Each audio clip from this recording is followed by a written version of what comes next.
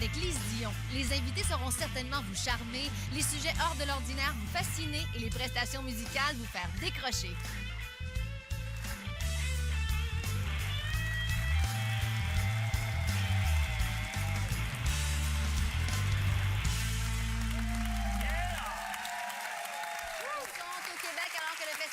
International du Cirque de Vaudreuil-Dorion présentera un hommage posthume à Amy Winehouse. Voici son père qui est invité d'honneur et la porte-parole du festival, Mitch Winehouse et Kiera Chaplin.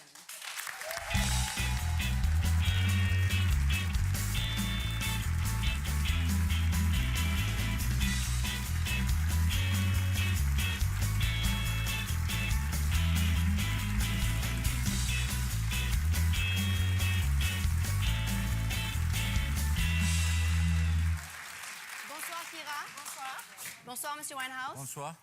Alors, Kiera, vous parlez et comprenez très bien le français. Oui, donc, voilà. On va faire l'entrevue en français, d'ailleurs, pour tout le monde. Mais, M. Winehouse, vous avez donc un traducteur et vous répondrez en anglais et on traduira les réponses. Alors, petite fille de Charlie Chaplin, père d'Amy Winehouse, réunis pour un festival du Cirque à Montréal. C'est quand même une association surprenante. Un peu rigolo. Comment vous en êtes venus à vous rencontrer et à travailler ensemble? On s'est rencontrés parce que Mitch, il a commencé la fondation, au tout départ, qu'il commençait la fondation, quelqu'un me l'a présenté. La fondation Amy Winehouse. La fondation d'Amy Winehouse. Et moi, j'ai toujours été une grande fan d'Amy Winehouse. Donc, on s'est rencontrés et j'ai appris que lui, il aimait beaucoup mon grand-père. Et donc, on a commencé à travailler ensemble. Et l'année dernière, je suis venue ici aussi en tant que porte-parole pour le Cirque. Et tout le monde voulait parler de la fondation et tout ça. Alors, je me suis dit, pourquoi pas l'inviter pour faire un beau mariage de cirque, musique, fondation. Et, M. Winehouse, votre fille, Amy, était une fan de Kiera. Comment elle la connaissait? Est-ce qu'elle se connaissait? Non. Vous connaissez pas Amy? No. Pas du tout. She didn't know Kiera. Amy and I were great fans of Charlie Chaplin. So a mutual friend of Kiera and I asked me to meet Kiera, and I met Kiera, and Kiera was a big fan of Amy. I'm a big fan of Charlie, and we were looking at each other like, you know. And, moi, j'étais très nerveuse. C'est vrai, pourquoi? Oui. Oh, parce que j'avais envie d'aider la fondation, j'avais envie de faire une bonne impression. C'était assez récent, c'était le début de la fondation, donc je savais pas comment... Oui, non, mais j'étais un petit peu inquiète, j'étais excitée, j'étais nerveuse et... Je suis contente qu'on s'est bien entendu. Qu'est-ce que cette fondation fait exactement?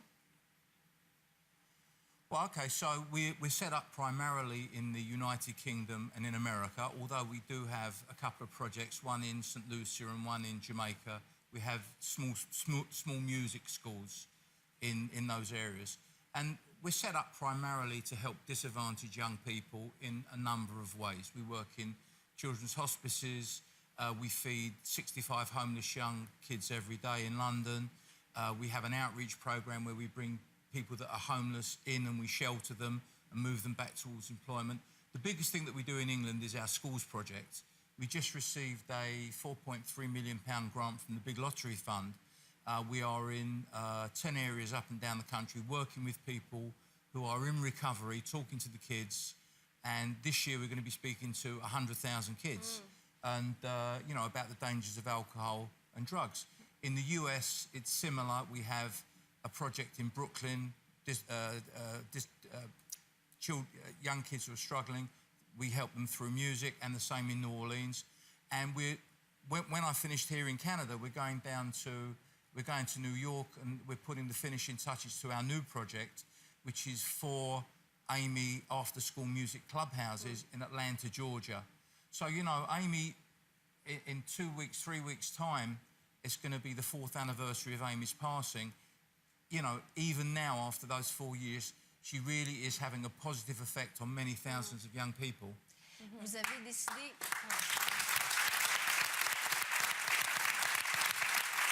Cette année, le festival va présenter un hommage posthume à Amy dans un numéro. Oui, il y a une école qui va faire un peu de sa musique pour l'honneur de Mitch, vu qu'il est ici. Alors, est-ce que vous allez rester, évidemment, pour voir ce numéro en hommage à votre fille? Comment vous recevez les hommages qu'on fait à Amy? Well, I mean, obviously I can't go and see everyone, but because this one is so close through Kiera and Eugene, her dad, Kiera's dad Eugene has produced. Oh, he's in charge of the whole, the whole shooting match. But with the kids, I really wanted to be here for this. And normally in England there's lots of look-alike Amy's and lots of tribute acts. This is different. This is young kids really from their heart showing their love for Amy. And it's a great song, and it really was one of, she never wrote Valerie, but she loved the song, that's why she recorded it, and that's why it's so special for me to see the kids perform it. À quoi va ressembler ce numéro, Kiera? Je ne vais pas trop dire parce que c'est un peu une surprise. Mais c'est autour donc de la chanson Oui, c'est la Valerie. chanson Valerie. C'est des enfants qui jouent de la musique et qui chantent. Et ouais, ça va être très, She très beau, doesn't je know, same as me. We don't know how it's going to be. She's just, Je ne sais pas non plus. Mais ça... Bien patiné, en tout cas. C'est une surprise. Mais ça va être un moment qui va être émouvant, ça, c'est sûr. Oui? Je voulais poser une question, Père d'Amy. Je voulais savoir, est-ce que vous trouvez que dans le monde, on prévient assez les enfants de ce qui compose l'alcool, du poison qu'il y a dedans et ce qui compose la drogue aussi? Je trouve, pour ma part, qu'on n'explique pas assez la composite de l'alcool et de la drogue pour que les enfants comprennent à quel point ça peut faire des dommages plus qu'au corps, mais dans la tête aussi. Yeah, it's a very, very good point. What we do at the foundation in our schools program is we don't say to kids, don't drink, don't take drugs. We give them the information, and the information is passed on to them, not by me. I speak to parents. It's by people who are in recovery. So these are people that have been there, and they've done it, and they don't want the kids to go through it as well. Do we do enough? No, we don't. We're speaking to, this year, 100,000 kids in our schools. How many kids are there in the UK? 20 million? So we're just scratching the surface. But interestingly, Harvard University in the USA, they're doing an evaluation of our course. And the initial findings are that 70% of the kids that we've spoken to have said now that they will never take drugs. Okay. So that's an incredible impact already that the program is having. Une des façons, évidemment, de dissuader les jeunes, ce serait de ne pas suivre dans les traces de votre fille. Évidemment, il y a un documentaire qui va être présenté dans le cadre du Festival de jazz de Montréal qui va prendre l'affiche. Donc, un documentaire, vous êtes retiré de ce projet-là. Pourquoi? Yes.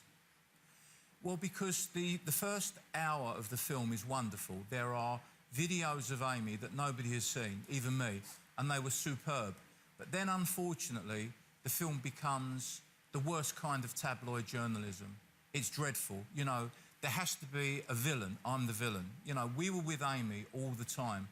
We were seeking treatment for her all the time. What a lot of people don't know is she never took drugs for 3 years before she passed away.